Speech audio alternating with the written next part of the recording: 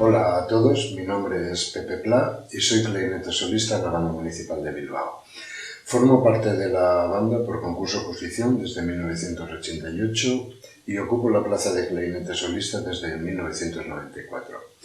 Empecé a estudiar música a los 8 años de edad en mi pueblo natal. Es un pequeño pueblo del sur de la provincia de Valencia, llamado Villanueva de Castellón.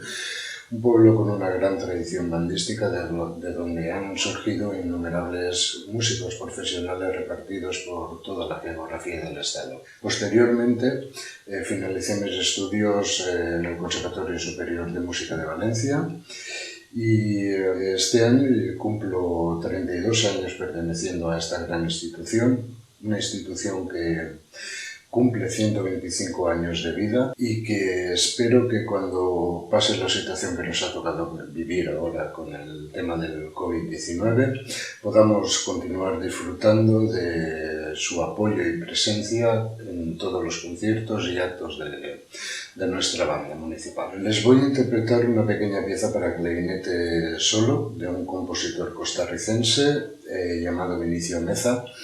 Es una pequeña pieza muy bella y con una gran frescura, de la cual me enamoré desde el primer día que la tuve en mis manos.